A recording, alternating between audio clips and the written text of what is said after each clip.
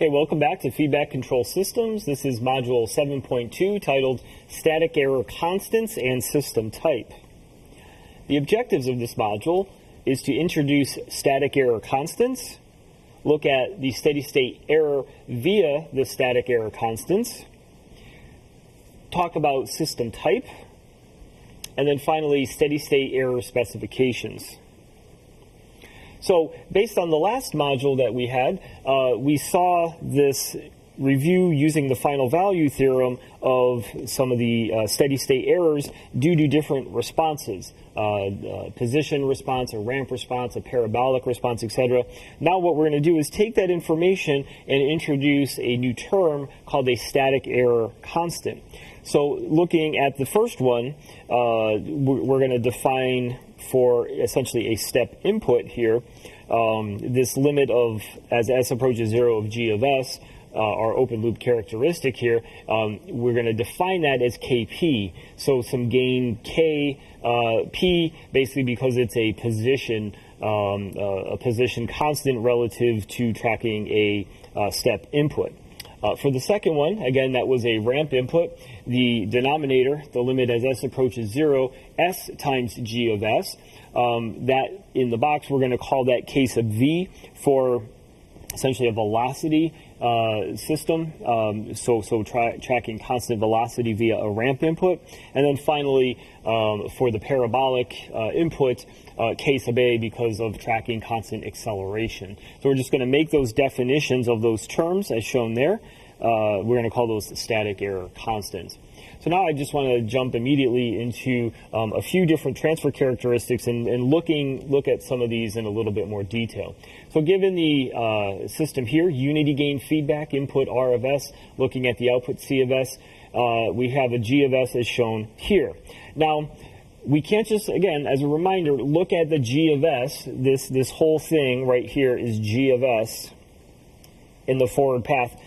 That is not our closed loop transfer characteristic. We can't look at that and say, oh, the poles are -8, -10, -12, the system is stable. We can't do that. However, we can take that G of S over 1 plus G of S, look at that get a closed loop characteristic of that, and then evaluate those poles. What we will find is that it's stable. I'll leave that for you as an exercise to do, is verify that indeed the system is stable.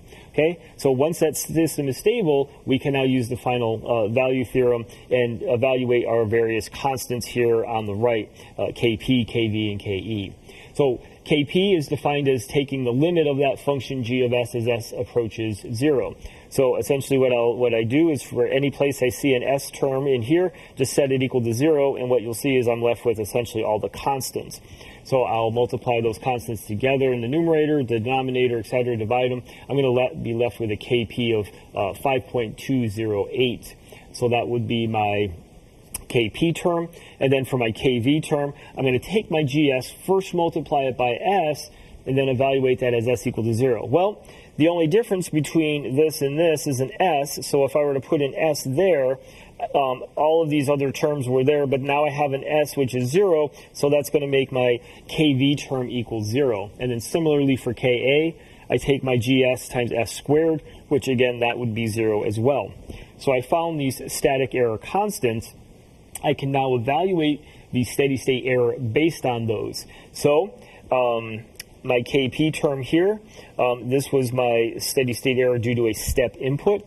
Now notice in these systems, I haven't yet told you what RS is. Is it a step or whatever? So I'm evaluating the steady-state error due to any of these types of inputs. So the first one here is for a step input. I know my Kp term here, so my steady-state error turns out to be 0.161. So for example, if I have a step input going from 0 to 1, the steady-state error, I would have a rise in the steady-state error would be about 0.16 below the value of 1. That would be the delta error for that step input.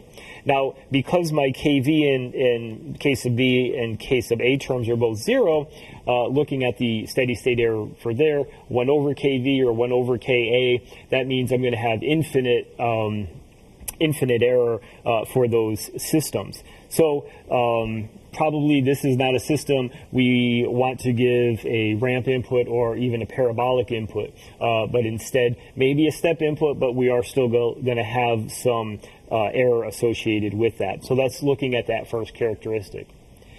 The second transfer function below looks exactly like the top one, except now the only difference is we have we have this S here in the denominator that we didn't have previously. So we're going to reevaluate first the stability of that system, calculate a closed loop transfer characteristic, and indeed verify that it is stable before proceeding, because why? The final value theorem only exists for stable systems. So now we can recalculate our Kp, Kv, Ka terms. This time, because we have the S in the denominator, the g of S term, as S approaches 0, the denominator term 1 over 0 tends to go to infinity, so our Kp term is now infinite. Kv term, notice we multiply S times GS, so that would cancel that S, and then we could evaluate it just like we did up here. It's basically going to be all of the constant terms as shown there, and we are left with 31.25. Now, real quick, I just said, these two are identical. I forgot to mention there is this extra S plus 6 term that was not up there. So otherwise, these two numbers would be the same. So I forgot to mention that S plus 6. Just wanted to bring that circle back with you. Okay, then the Ka term, because I have an S squared and I just have a single S, I'm left with overall an S up in the numerator, which as S goes to 0 would have Ka go to 0 as shown there. Okay, so now I can go back and evaluate my steady state errors in the time domain. Now this time, because Kp is infinity, 1 over infinity, now I have a steady state error of 0. So if you think back, for a step input, we needed the g of S function to have at least one integrator in the forward path. Since we do have that one integrator, the 1 over S term, indeed we will, as expected, get a steady state error of 0 for a step input. Now, the second here is for a ramp input here, 1 over Kv. That comes out to be about 0.032 away, so not bad. Actually follows the ramp arguably fairly close here. So that might be acceptable as well. But certainly for constant acceleration, the steady state error blows up to infinity, not a system that you would want for constant acceleration. And then the final system here, a little bit different than the previous above. First key difference here is the S squared term, and we've also added an S plus 7 that we didn't have up here. Okay, so we can go back and calculate our Kp, Kv, and Ka only after first verifying that the system is stable. So step 1, really check the stability of that using the techniques we've already showed. Form the closed loop transfer characteristic, look at the denominator where the poles are, and verify that all of the poles are in the left half plane. I've done that sort of offline. So what I would say now is the focus of this is to focus back onto Kp, Kv, Ka. In this case, because I have a 1 over S squared in the denominator, when I just look at g of S as S goes to 0, 1 over 0, infinity. When I multiply gs times S, I get rid of one of those two S squareds, and I'm left with a total of 1 over S. As that goes S to 0, Kv also goes to infinity, and then Ka, this S squared would cancel this S squared, and then I'm back to just evaluating the numbers, and I have a Ka term as shown there. And then finally, I could go back and calculate my steady state errors there. In this case, for this system, for a step input, I can track that, have 0 steady state error. For a velocity input, a ramp input, for example, constant velocity, I could also have a 0 steady state error. But for a parabolic input, notice that error is pretty close, 1.14 times 10 to the minus 3, arguably a pretty good system there as well for sort of steady state error tracking for that constant acceleration case. So just wanted to walk you through the systems. They all look relatively similar. Again, an additional 0 being added as we went through the system to help with stability, and then really increasing the number of integrations in that forward path to help achieve the error. So one integrator for this system in GS, so we could have zero steady state error to a step, or two integrators in the forward path. That way we could have zero steady state error for a step and a ramp input. Next, I want to introduce the concept of system type. Here you'll see is a generic transfer characteristic. I have an input, unity gain feedback, and then some sort of plant, some gain K, and then several zeros in the numerator, several poles in the denominator, and specifically S to the n term here is part of the denominator of G of S. Now, the definition of system type is we're going to look at that value of n, S to the n term. We're going to look at that value of n, and that's going to tell us the number of integrations in the forward path. So for n equals 1, I just have S, one integration in the forward path. Just eyeballing that, I can say, I can track a step input with zero steady state error. And that's kind of what this table is going to summarize below. So given a step input, we've seen previously, based on these static error constants, what the steady state error formula is going to be for those three inputs. And now we're going to first introduce what I'm going to call a type 0 system. So the type 0 system, n equals 0 here, S to the 0 is 1. There's no integrations in the forward path.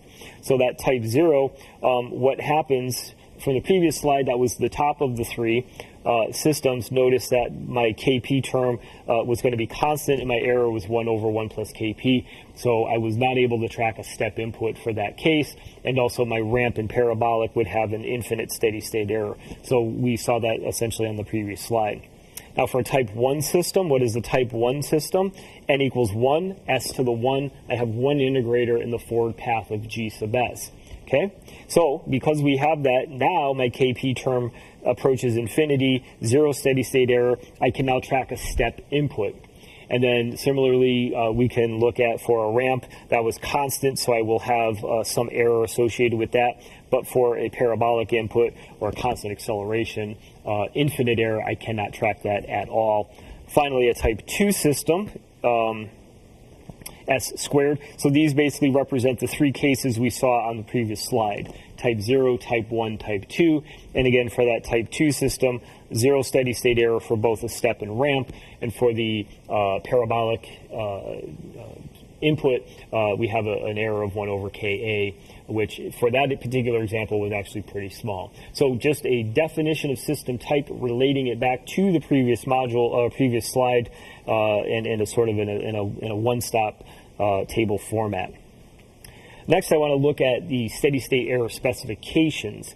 So in previous module, we looked at a control system's transient response, and said it could be characterized by the damping ratio, the settling time, the peak time, the percent overshoot, right? For a general second order system, we would look at all that and use these as sort of figures of merit to describe the transient response.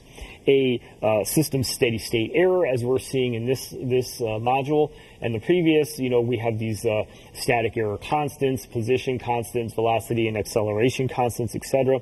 So now we might have some specifications we want to meet for a given system, and so here best to, I think, show with an example.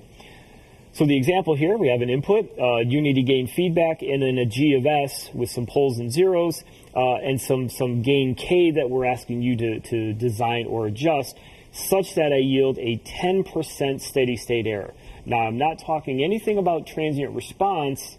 That's a separate design thing, but only right now, my only goal is I need 10% steady state error. I don't care how I get there in terms of transient, but I want a steady state error of 10%.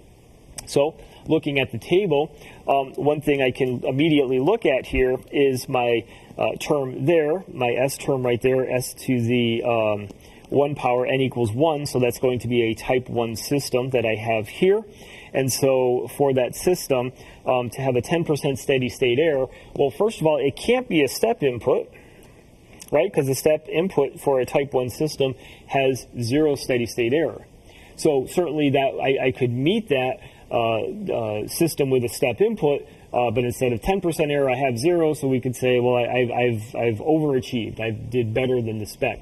But what this could say is, well, if I want 10% steady state error, I know my steady state error is 1 over KV, and KV is a constant, so I could actually follow a ramp input if I so chose or desire. And so for this, the steady state error, 1 over kV, 10% or 0.1, that would be the value. So kV, very quickly, we could say equals to 10. And then our kV definition here, how did I get kV? Well, it's the limit of S times GS, so I would multiply this GS here times S. Notice these two S's cancel, and then evaluate what's remaining at S equals 0, and it's essentially all of the constants here along with the K. So I now have 10 equals this information on the right. The only unknown here is K. I can solve for K. That comes out to be a gain of 672. So with a gain of 672 with these poles and zeros and a unity feedback gain system, I can track a step input. If I were to give that a step input, I would have 0 steady state error. Why? Because I have a type 1 system with one integrator in the forward path. I could also track a ramp input with 10% error, which was essentially the goal. Now, we can now take that value of K, put it into our system, closed loop feedback system T of S, and then plot the poles and zeros, and if all my poles are in the left half plane, verify that it is a stable system. We could use our Routh table as shown before, or a numerical program as I have just suggested, and find the locations of those. Now, notice the final comment here is this gain may not yield a desired transient response. A, we haven't asked you for any specific transient response in this specific example, but if we did, again, you'd have to evaluate that and see maybe you want to change that gain a little bit to get the desired response and then still meet that 10% steady state error, assuming a ramp input. That will conclude this module. If you have any questions on any of this material, please don't hesitate to reach out. Thank you.